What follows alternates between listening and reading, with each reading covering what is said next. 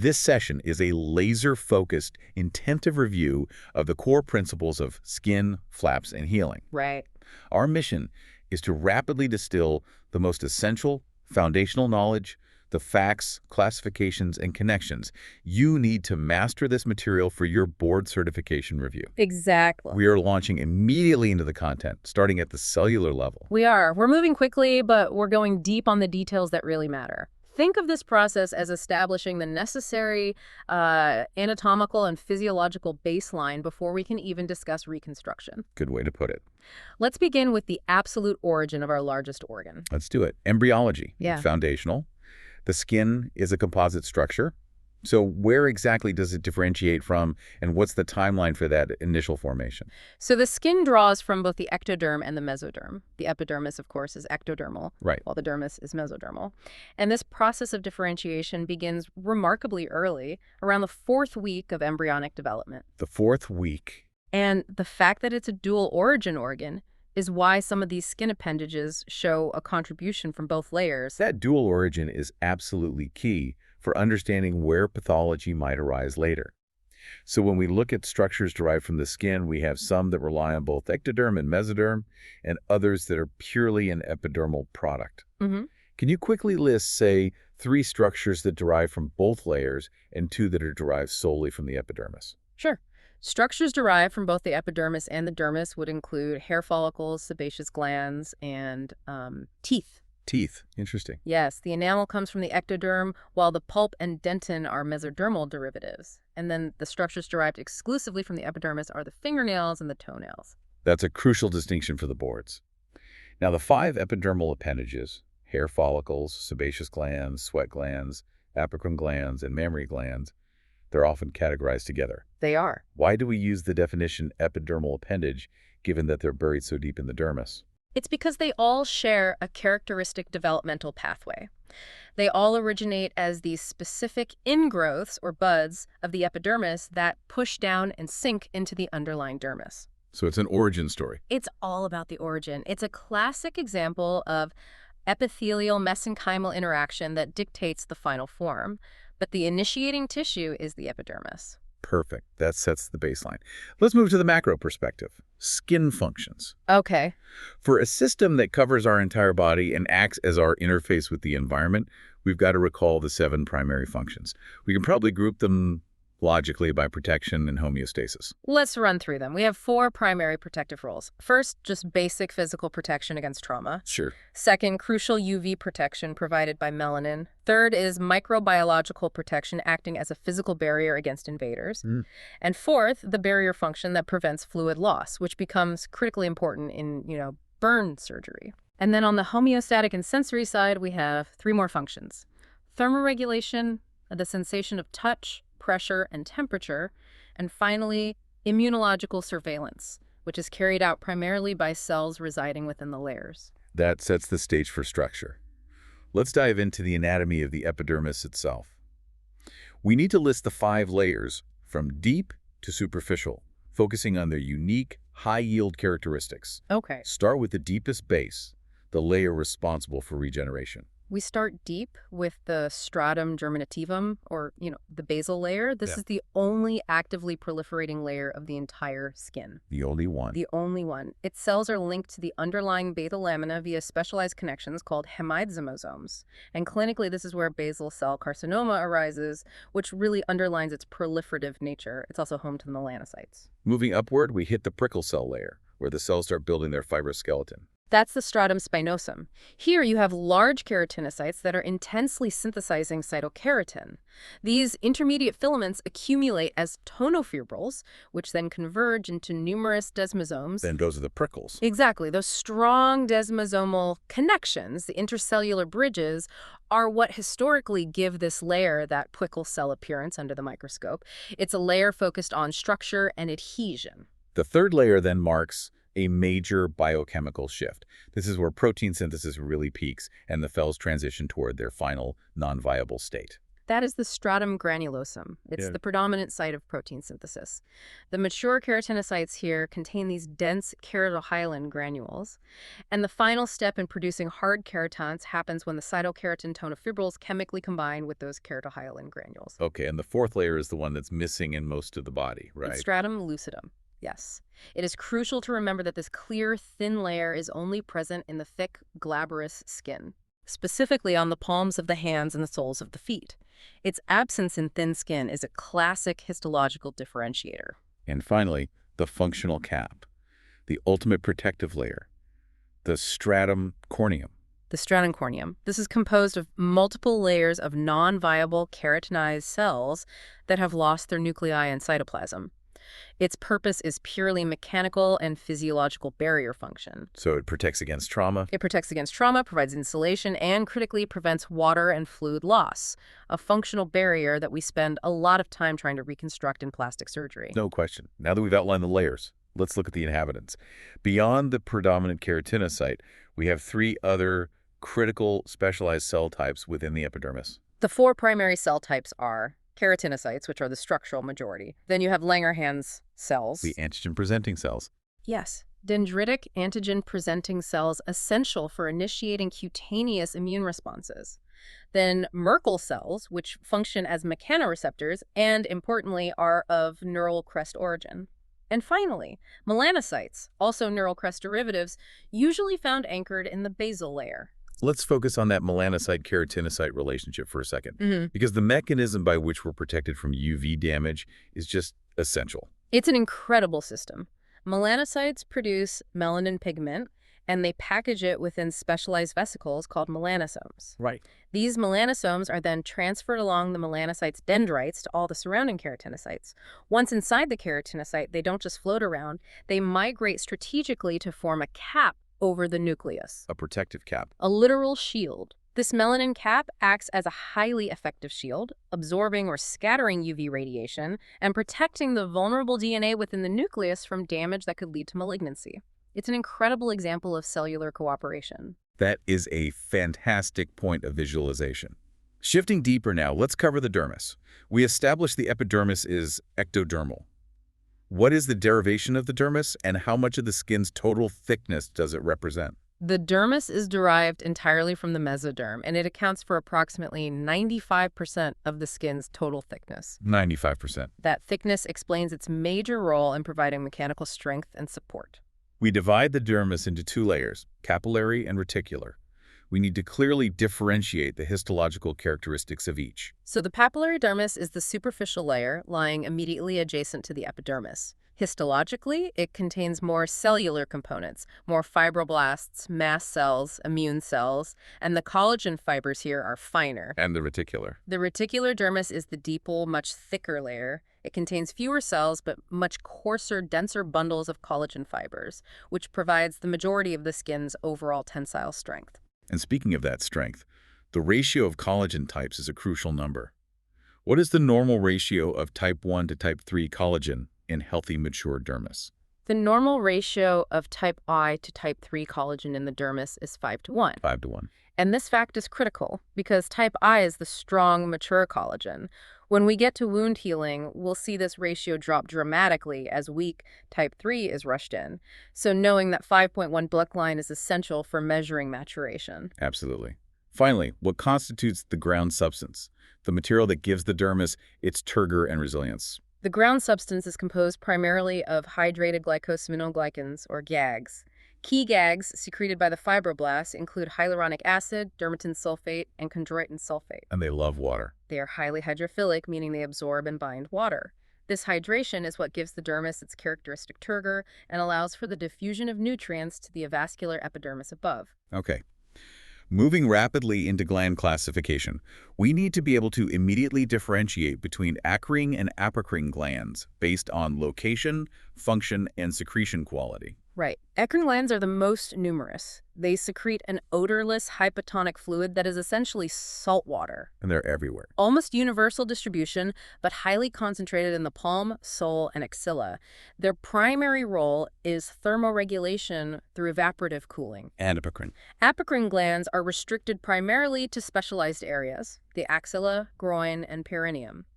They emit a thicker, more lipid-rich secretion, which, when metabolized by local skin bacteria, is responsible for body odor. So they're vestigial, really. Pretty much. And they don't even begin to function until after puberty. We must also recall the modified apocrine glands. Yes. The list includes the ceruminous glands, which produce earwax, the mala glands, associated with the eyelid, and the highly specialized mammary gland, which is embryologically categorized as a modified apocrine gland for milk production. And which specific inflammatory pathology is intrinsically linked to the apocrine glands?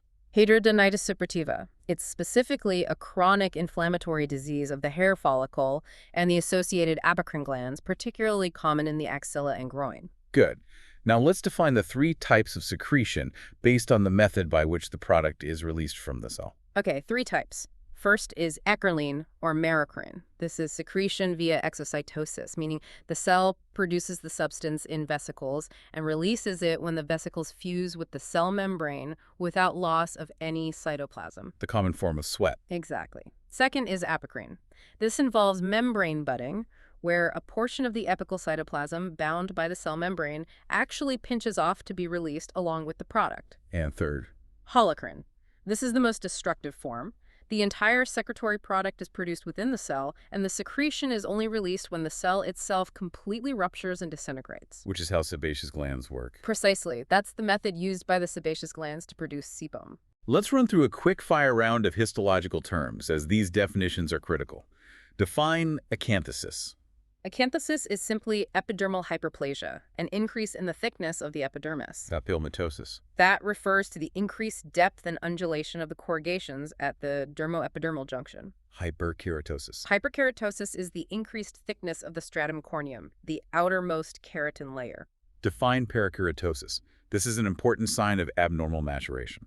Perikeratosis is defined as the presence of nucleated cells at the skin surface. You have to remember that sign because it means keratinization, the natural process of losing the nucleus, has been fundamentally incomplete or rushed. Okay. Pagetoid spread. Pagetoid describes cells that are invading or migrating into the upper epidermis from structures below. You see it in malignant melanoma or Paget's disease of the breast. And finally, palisading. Palisading describes cells oriented perpendicular to a surface, arranged in a neat picket fence fashion. It's a classic finding at the periphery of certain tumors, like basal cell carcinoma. Excellent. Now on to the vascular supply architecture.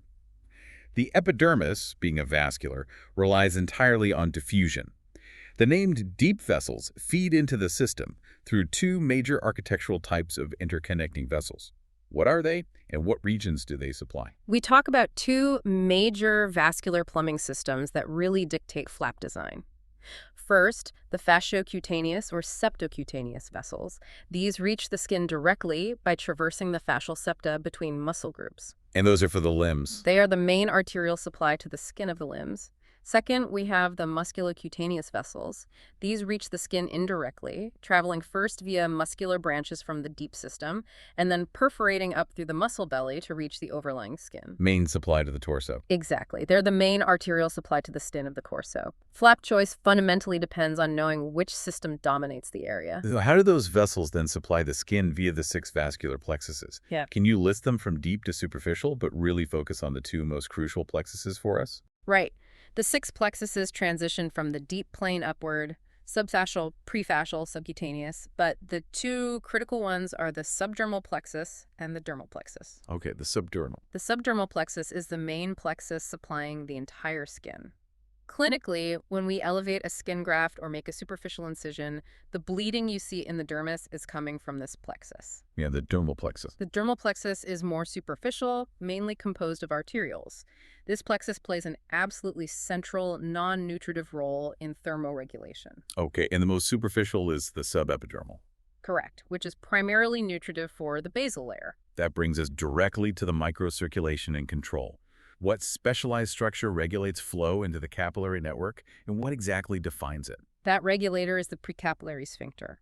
It is anatomically defined as the last part of the arterial tree that still contains muscle within its wall. And its job? Its primary function is neural control of flow, ensuring that blood is only delivered to the true capillary network when metabolic need dictates. The skin's blood supply far exceeds its nutritional needs. It's a massive reserve. What is the skin's primary non-nutritive function, and what unique vessels achieve it? The primary non-nutritive function is, again, thermoregulation. This is achieved via specialized structures called arteriovenous anastomoses, or AVAs. So they're shunts. They are direct low-resistance connections that link arterioles directly to efferent veins, allowing blood to bypass the capillary beds entirely to shunt heat quickly when needed. And what are the two types of AVAs, based on their complexity and innervation? We differentiate between indirect AVAs, which are convoluted structures known as glomera and are densely innervated by autonomic nerves, Fingertips, palms. primarily found in the fingertips, palms, and soles. And then you have direct AVAs, which are less convoluted and have a sparser autonomic supply. Both types facilitate rapid heat loss or conservation. Finally, let's quickly review the key humoral factors controlling this circulation. Give us the major vasoconstrictors, the players that clamp down on flap flow, and the major vasodilators. Okay.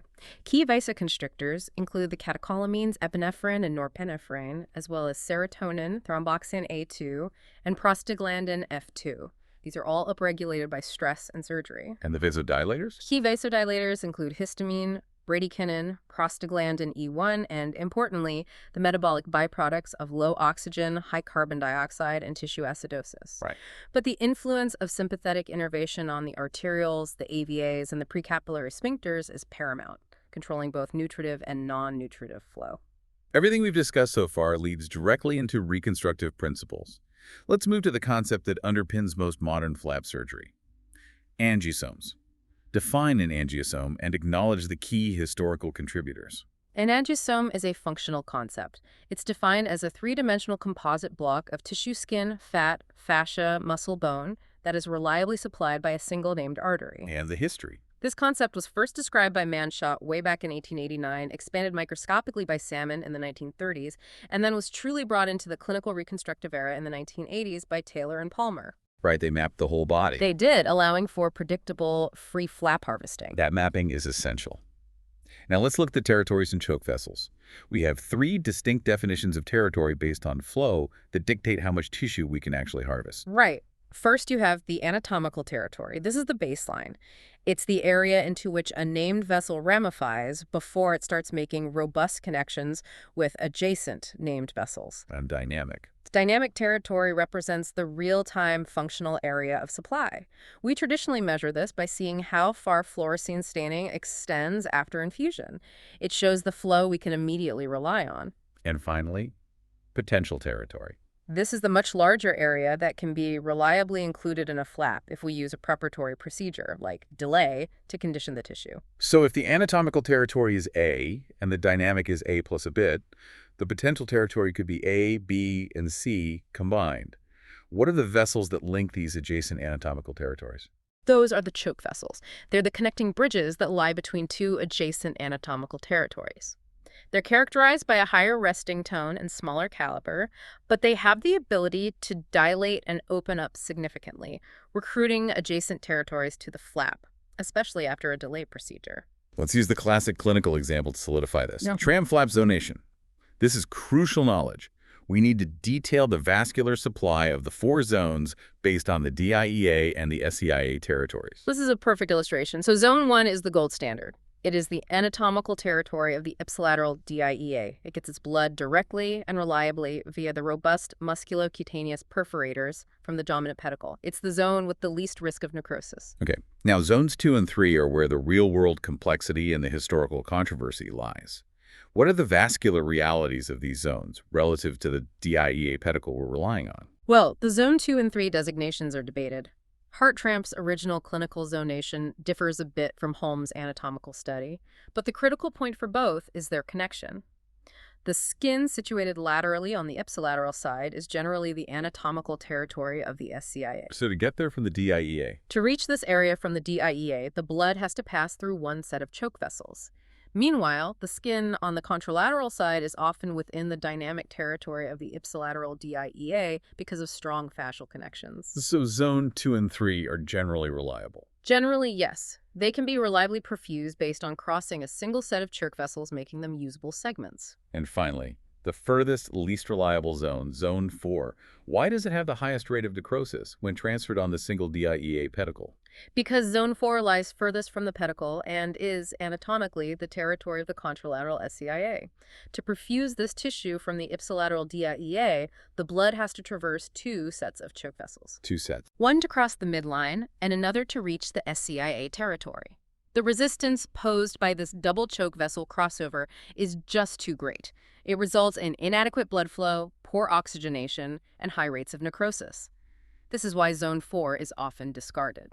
Understanding that choke vessel recruitment is so critical, let's now discuss the delay phenomena. Define delay and provide a classic clinical example. Delay is a preoperative surgical maneuver designed to condition a flap, resulting in increased final flap survival and allowing the surgeon to capture that potential territory. And a classic example. The classic example is ligating the DIEA 2 weeks prior to performing a pedicled tram transfer. But historically, procedures like Tagliacuzzi's 16th century arm flap, where the flap was elevated and held in place before being detached, functioned as an early form of delay. What is the established timeline for the effective delay to become maximal? This is a key detail. The beneficial effective delay only begins to appear around 48 hours post-procedure, and it reaches its maximum beneficial effect at around 2 weeks. 2 weeks. Which is why we often perform the definitive surgery 2 weeks after the delay. This specific timeline makes some of the proposed theories a bit difficult to reconcile with the clinical results. Let's review those theories now, starting with the two primary theories related to vascular adaptation and tolerance. The first is the increased axiality of blood flow theory. This proposes that by initially ligating the peripheral vessels, the choke vessels, we're functionally forcing the remaining axial artery to feed a greater area.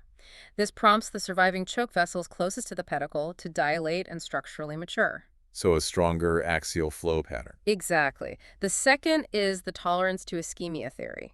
This suggests the tissue, exposed to temporary sublethal hypoxia during the delay, adapts at a cellular level. It upregulates protective enzymes, gets accustomed to low oxygen states, and is therefore less likely to necrose when the final flap elevation causes a more severe ischemic insult. The sympathectomy vasodilatation theory is often proposed, but the timing is always a challenge. Why doesn't it fit that 2-week peak timeline? Well, the sympathectomy vasodilatation theory posits that dividing the sympathetic nerve fibers during the initial procedure causes immediate maximal vasodilatation.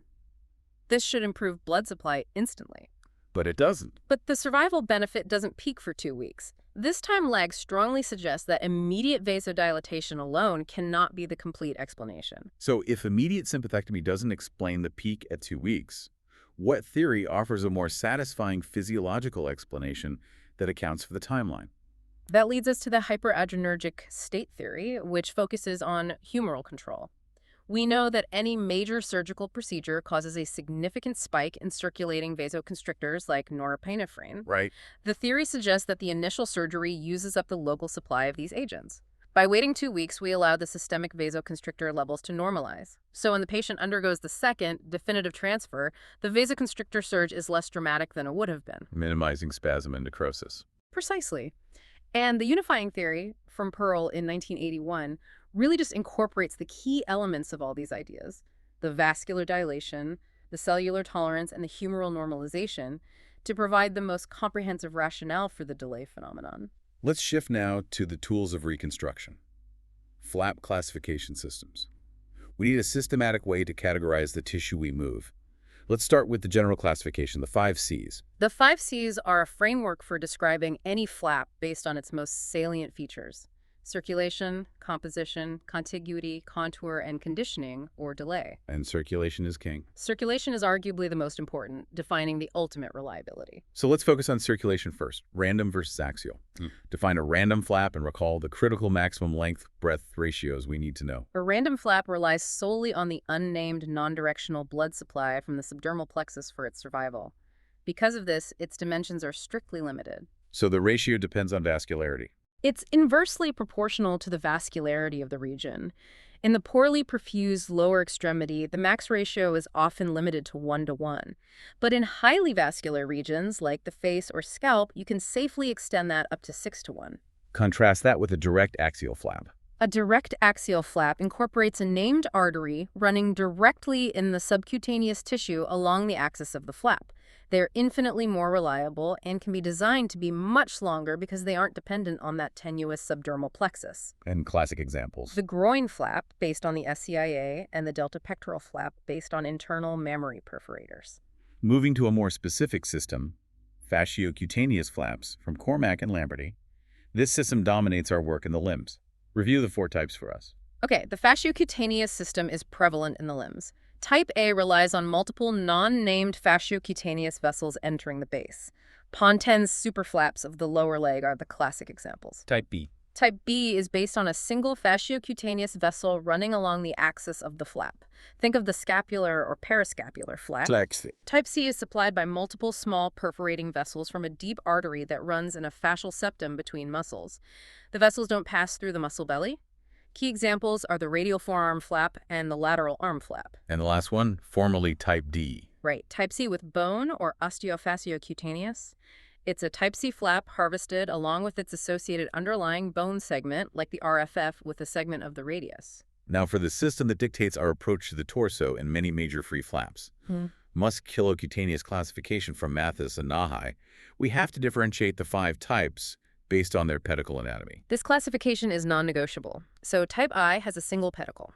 The entire muscle relies on one dominant vascular pedicle. Like the TFL. Gastrocnemius, TFL, highly reliable for transfer. Type 2 has a dominant pedicle plus minor pedicles. Think trapezius or soleus. You can reliably transfer it on the dominant pedicle after ligating the minors. Type 3. 2 dominant pedicles. These muscles have 2 separate, equally dominant pedicles. The rectus abdominis and gluteus maximus are key examples. This gives you great flexibility as you can base the muscle on either pedicle. Type V. Multiple segmental pedicles. Each pedicle supplies only a small portion of the muscle. The sartorius is the classic example. You seldom use these for large transfers because of the risk of necrosis. And finally, Type V. This is a combined pattern. 1 dominant pedicle and secondary segmental pedicles. Latissimus dorsi and pectoralis major are the primary examples. They're highly versatile because you can base them on the dominant pedicle for a free transfer or on a secondary segmental pedicle for a local pedicle transfer. That's the essential framework. Finally, let's briefly touch on venous flap classification from that and that. These are notoriously complex and inconsistent. What's unique about their mechanism? Venous flaps are based primarily on venous pedicles, although many have small accompanying arterial inflow that's hard to trace. The perfusion mechanism isn't fully understood, but it's thought that a small reverse flow provides oxygenation. And their major limitation is congestion. Severe congestion. It often leads to inconsistent survival and makes them a second-line option. The that and that classification breaks them down to 3 types. Yes. Type 1 is based on a single venous pedicle for outflow. Type 2 are venous flow-through flaps where a vein enters one side and exits the other. And Type 3 are specifically arterialized venous flaps. They're perfused through a proximal arteriovenous anastomosis, a direct connection to arterial flow, and then drained by distal veins. Which improves flow. It improves flow, but the risk of congestion remains high. Now we make the pivot from anatomy to dynamic physiology. Wound healing. Let's review the 4 classic phases in detail, starting with inflammation. The inflammation phase, days 1 to 3, is initiated immediately upon injury. First, you get hemostasis, where platelets form a plug and activate the coagulation cascade. Then the inflammatory cascade begins. Platelets release PDGF and pro-inflammatory factors like serotonin and histamine. And the cells arrive. Neutrophils enter first to debride bacteria, followed by monocytes, which differentiate into macrophages. T lymphocytes migrate in, secreting early growth factors like EGF and basic FGF. The macrophage is the transition cell, signaling the start of the next phase, proliferation. What are the hallmark events of this tissue-building stage? The proliferation phase, from day 3 to about 4 weeks, is all about laying the structural groundwork.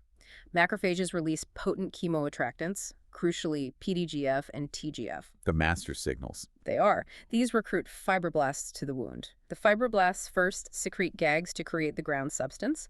Then they produce collagen and elastin.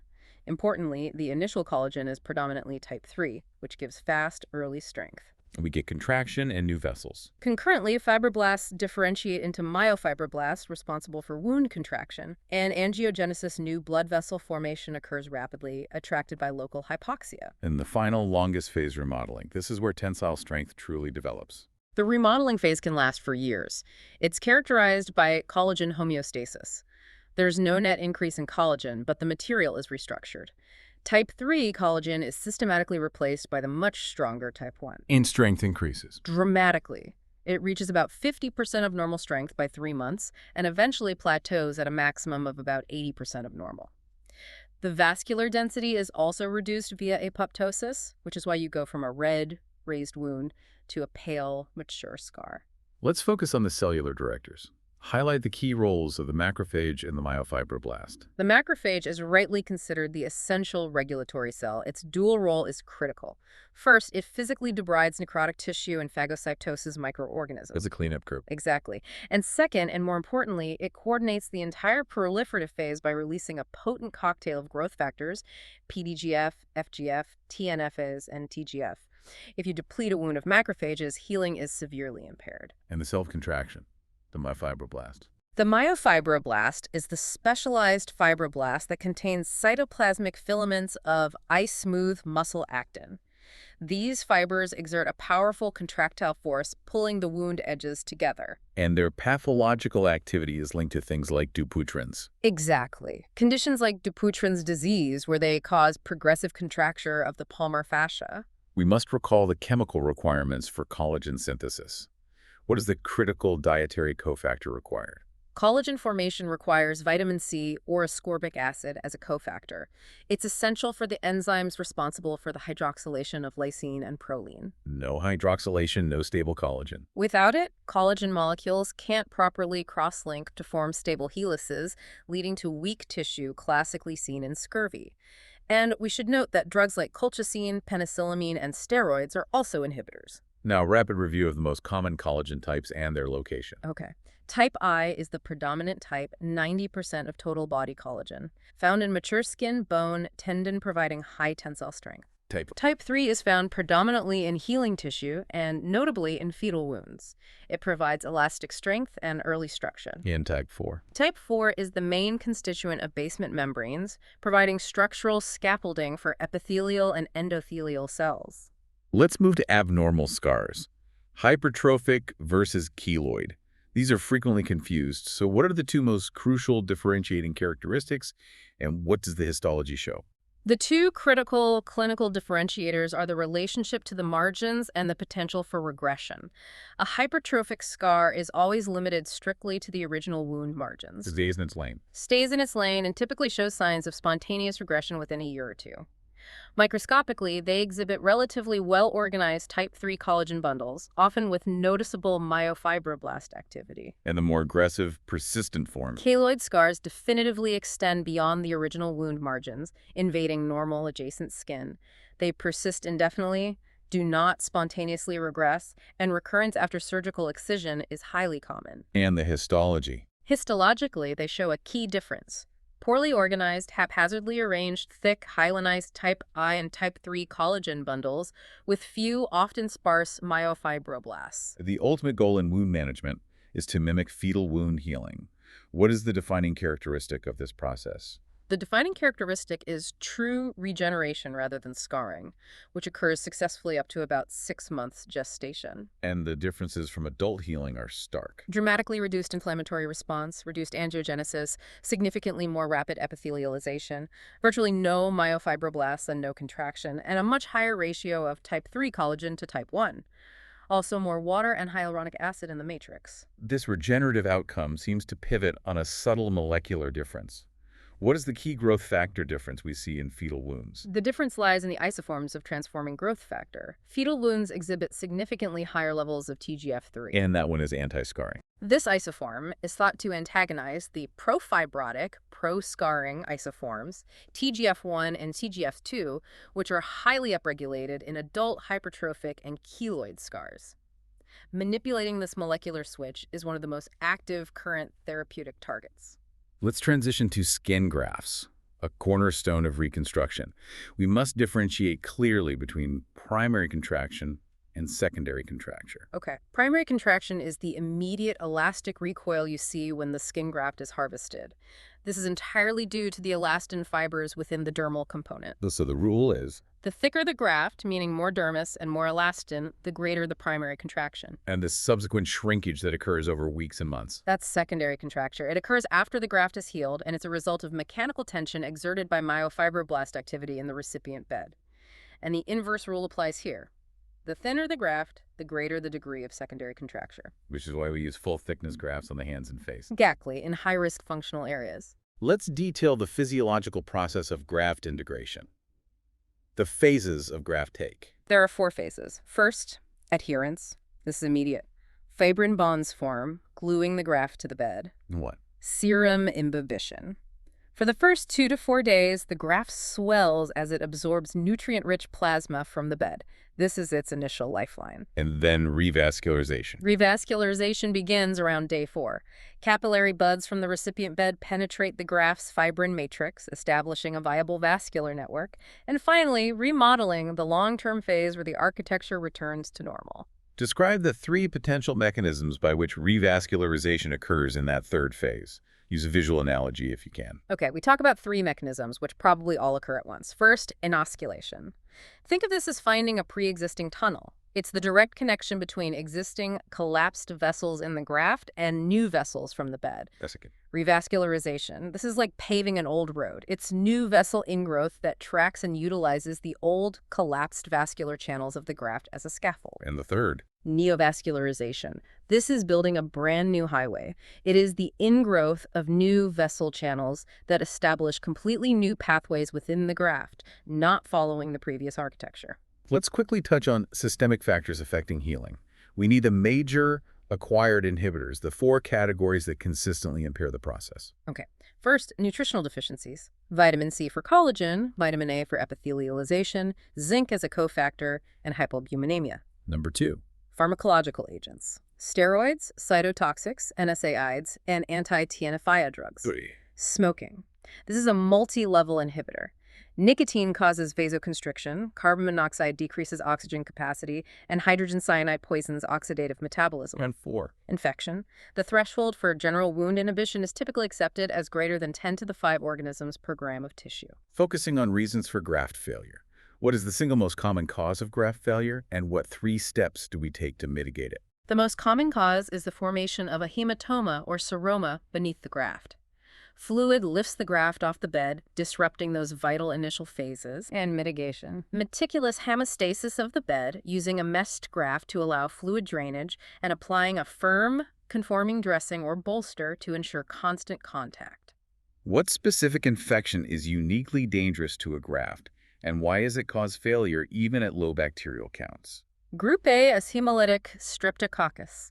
It's unique because it can destroy grafts even when bacterial counts are well below that 10 to the 5 threshold. Why so virulent? It's attributed to its secretion of powerful necrotizing proteases and enzymes like streptokinase and hyaluronidase, which actively degrade the fibrin bonds and extracellular matrix. Finally, list the inappropriate beds that categorically will not survive a graft, and name the critical exception. Grafts will not survive on any structure that lacks a reliable underlying vascular supply. So bare cartilage, bare tendon without its peritoneum, or endochondral bone that's been denuded of its periosteum. And the exception. The critical exception is membranous bone-like parts of the skull and facial skeleton, which will accept a skin graft because its blood supply comes from the underlying diplo and endosteum, not just the periosteum. We shift now to the tools of local reconstruction, the fundamental geometric techniques. Let's start with incision planning. Contrast the 2 main direction lines for elective incisions, RSTLs and LMEs. Okay, so we contrast the relaxed skin tension lines, or RSTLs, with the lines of maximum extensibility, LMEs. RSTLs are lines that run parallel to natural skin wrinkles and tend to be perpendicular to the fibers of the underlying muscles. Best cosmetic outcome. Incisions parallel to RSTLs generally heal with the best cosmetic outcome because they close with minimal tension.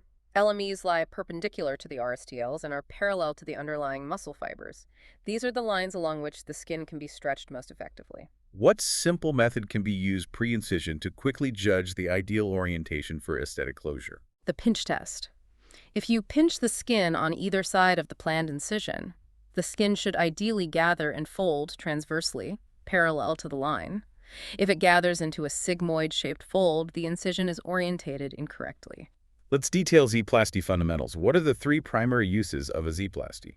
A Z-plasty is the most versatile technique. Its three primary uses are 1. To lengthen a contracted scar or a congenital web space, 2. To break up a straight-line scar, making it less conspicuous, and 3. To realign a scar, ideally transposing the central limb so it runs parallel to the RSTLs. The board-level detail here is the exact elongation gains for the critical angles, 30, 45, and 60 degrees. This is pure recall. A 30-degree Z-plasty provides about 25% elongation. 45. A 45-degree Z-plasty provides approximately 50% elongation. And 60. A 60-degree Z-plasty provides approximately 75% elongation. And why is the 60-degree Z-plasty the most common one we use? The 60-degree Z-plasty is the workhorse because it provides substantial lengthening, that 75% gain, without creating excessive tension in the transposed flaps, which can compromise circulation. It's the best balance of gain versus risk. Moving to other plasty techniques, we need to define the W-plasty and clearly differentiate its function from the Z-plasty.